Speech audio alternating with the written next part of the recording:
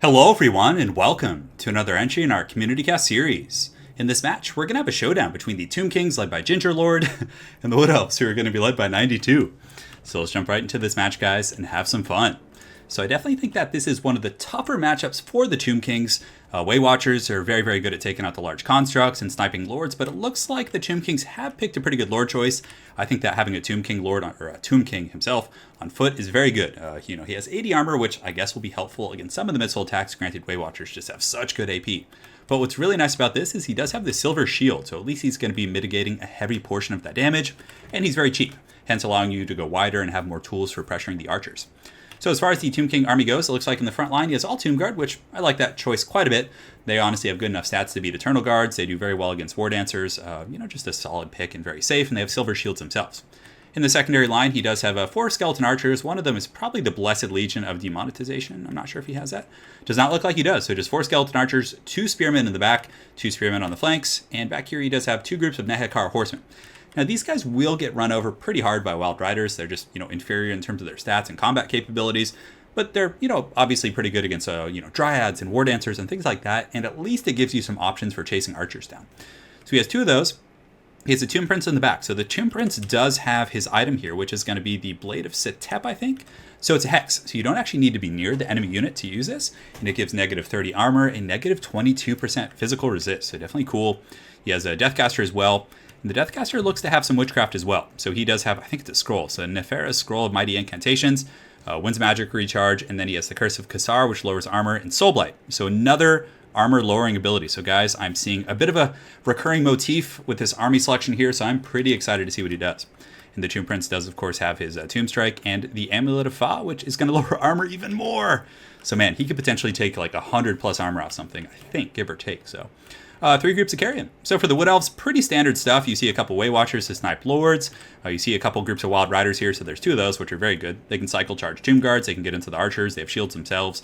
Just a very solid pick against, but they don't have shields, interestingly enough. So okay, so they're going in raw, boys. Frontline of Dryads, Eternal Guard, Big Papa Durthu, who I am already feeling a little bit worried for, but we'll see how he does. He does have a Branch Wraith with Earthblood, some spears in the back. So without further ado, guys, let's get this show on the road. So you can see the carrion are just kind of flying overhead, looking for an opportunity to strike and maybe just kind of, go in and just go after these Way Watchers here and shut down their fire. But the Way Watchers, yeah, it looks like they might get attacked by the carrion here before they're able to do much. So Way Watchers are pulling back. You can see that he did turn off fire at will, which is definitely a veteran decision there, not wanting to waste ammunition on carrion and skeletons.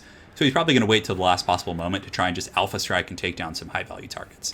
I would definitely probably go after the Deathcaster. Deathcaster doesn't have a shield, very squishy, only 2600 HP, and that would probably be, I would say that would be prudent. But good play from the Tomb King's player, getting these carrion and just chasing down the archers and all that kind of good stuff. And here come the Wood Elves. So they're going to march forward, being very cautious with these Way Watchers. I would definitely still recommend getting some volleys. But I think actually in a moment here, if I remember correctly, he just ends up shooting at these birds, which honestly at this point it might be worth it.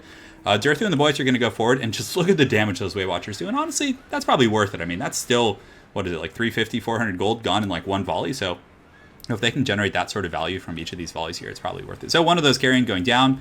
In the front line go, guys, this is the entire reason I wanted to show you guys the replay. Check this out. So there's a bunch of witchcraft going on. So currently Durthu is just getting fired on by 4 Skeleton Archers. And check this out. So he has his Blade of Setep, negative 30 armor and physical resist. Soulblight, another 30 armor. So Durthu now is 40 armor. And you got to ask yourself the question, can it get any worse for Durthu? Well, guys, I think it can. I think there's actually one more ability here that lowers armor. He's down to 40 armor, and he is just getting wrecked, and the amulet goes down. So he now has 10 armor, and just look how fast Durthu is going down. I mean, this is something cool that I haven't seen people really do on the channel, like taking advantage of like armor sundering type abilities. But Durthu is just getting wrecked, and he's very slow. Durthu only has 35 speed, and those like low tier, just haggard skeleton archers are just taking him apart. Now the Tomb Prince is going to come in here, and Durthu is just going to get just pim slapped by that guy. And down he goes. So what a brutal start for the Wood Elves in a matchup that's usually very advantageous for them. But aside from that, if we look around the battlefield, it looks like the carrion have jumped on the Way Watchers, which is very standard. That almost always happens. And then from there, the Wood Elf player will use Wild Riders or some other supporting elements to take care of that. So the Wild Riders charge in, definitely good stuff from the Wood Elves. Frontline's going okay. The Dryads and the Eternal Guards not trading terribly effectively with these Tomb Guard here. In the back, it looks like the Nehekar Horsemen are coming around looking for an opportunity to charge. But these Skeleton Archers, relatively free to do whatever they want. They're just kind of pushing forward and taking out those high value targets. In the pits here, you can see the Branch Wraith is going to be giving some, decent augmentations to the Azrai Spears. We actually do have Doom and Darkness cast on them, but yeah, the Tomb Guard are probably going to be able to win that engagement. Up on the high ground, there's some Azrai Spears fighting Skeleton Spearmen, or excuse me, some Eternal Guard. That's going to be a bit of a wet noodle contest. So in the back, the Wild Riders did a pretty good job of cleaning up the carrion. That means that the Way Watchers are now online, but the Skeleton Archer line was able to advance with relative impunity. So now they're just going to start shooting in here and just wasting these guys.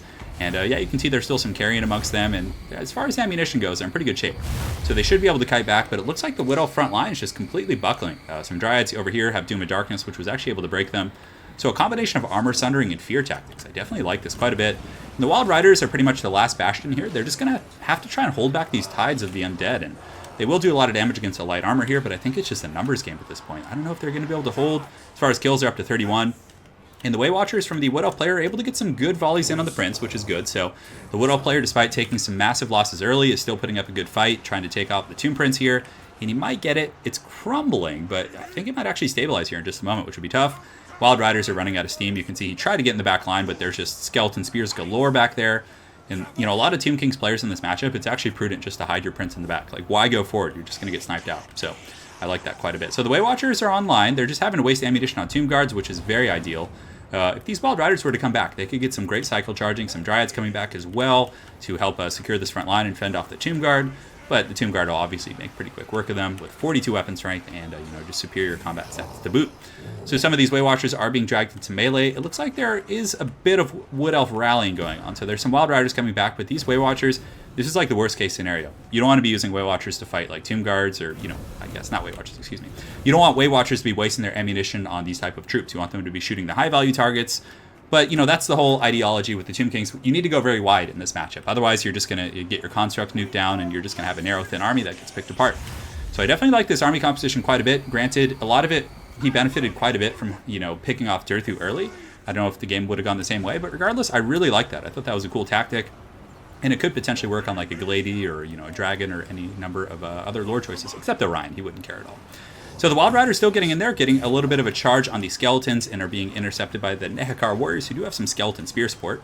So they're probably not going to be able to do a whole lot here and get in there. And you can see the Amulet putting them down to 10 armor, so I guess that matters. That's going to make the Nehekar Warriors that much more effective against them. And the Tomb Prince is now coming in to try and clean up, so you can see the Tomb Prince is going to be fighting the Branch Wraith. Branch Wraith doing a pretty good job, and these Azrai Spears actually won this engagement pretty, in a one-sided manner. I'm surprised they were actually able to beat down the Tomb Guard so effectively. I guess they do have good combat stats of their own, and they had a Branch Wraith supporting them, but the Azrai Spears in there, you can see the Way Watchers are online, two groups in okay shape, and they're going to be shooting at the Tomb King, trying to take him down. He does pop the Tomb Strike, however, which is going to do some okay work against these War Dancers, give him a little bit of a oomph there in melee. In the meantime, the Skeleton Archer is still just generating massive value, just wasting this Branch Wraith. You can see she's going to be scurrying for the hills, and I actually learned that recently, that Branch Wraith. It kind of looks like a Tron Wraith. It has like that blue glowing effect from Tron. But the Way Watcher is getting a ton of damage in, but I think that's going to be it. I think the Wood Elves are going to get, stuck with army losses, but it just goes to show that if you leave those Way Watchers unimpeded, they can melt your Lord in a couple of volleys, which is pretty crazy. So, not the most competitive game. I mean, yeah, obviously losing Durthu early on made it a pretty one-sided affair. But the main reason I wanted to show you guys this match was just so you could see how powerful that armor sundering stacking is. Like, that could work in a number of matchups. So just think, for example, you're going against the Warriors of Chaos, and they're bringing Kolek and a Shaggoth. Both have 100 armor. So Kolek comes in, just a fat chub, ready to take down some constructs and other troops like that. And all of a sudden, Kolek has 0 armor. The Skeleton Archers are just melting him like just basically like a fodder unit, which is really cool. I liked seeing that. I've never tried it myself, and I thought it was a really cool thing for him to bring over here. So that was the main reason I wanted to show you guys. I think that could be good against Empire with Flying Lords. It could be good against the Warriors of Chaos, who generally will bring Kolek in the matchup versus Tomb Kings because he's very good at fighting their monsters. I see a number of applications, and it was also very cool because he didn't use any constructs. It was just a very, very creative, original army, which I like quite a bit. So thanks for showing us, man.